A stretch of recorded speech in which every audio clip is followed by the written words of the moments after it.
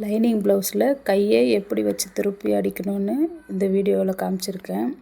First ஒரு 1/2 இன்ச்சுக்கு நான் மடித்து அடிச்சுக்கிறேன்.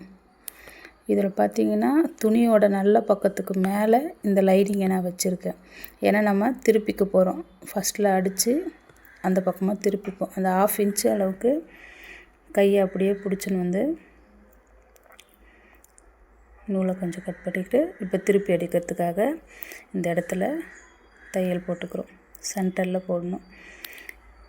இப்போ அப்படியே திருப்பி மேலே ஒரு அமுக்கு தையல் போட்டுடணும். அப்போ தான் அந்த துணி அப்படியே ஸ்டிஃபாக நிற்கும். அதுக்காக போட்டுட்டு இப்போ அப்படியே திருப்பி சுற்றி ஓரம் அடிச்சுக்கணும்.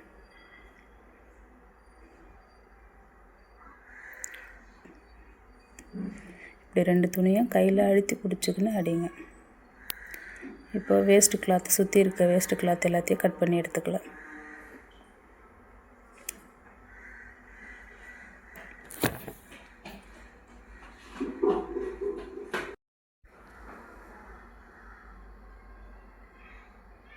இப்போ நமக்கு ஒரு கை ரெடி ஆகிடுச்சு. இதே மாதிரி அடுத்த கையும் எப்படின்னு காமிக்கிறேன். அதே மாதிரி ட்ரை பண்ணி பாருங்கள்.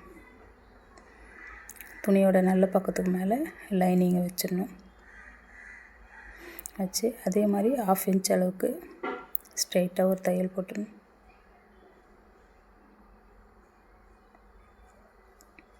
ரெண்டு துணியும் பிடிச்சி போடுங்க. ஏன்னா மேலே கீழேன்னு போயிடும். திரும்ப அதே மாதிரி நம்மளோட ரைட் ஹேண்ட் சைடு லைனிங்கை திருப்பி விட்டுட்டு சென்டரில் தையல் போடணும். அடியில் மடித்து விட்டு மேலே ஒரு தையல் போட்டுக்கணும்.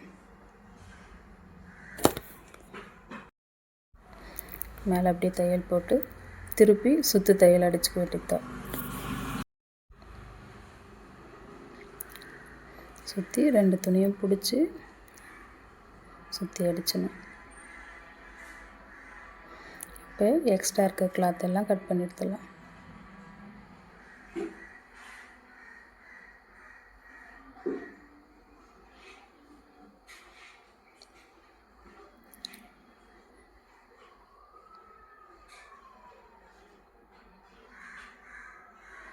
இப்போ நமக்கு 2 ஸ்லீவுமே ரெடி ஆகிடுச்சு.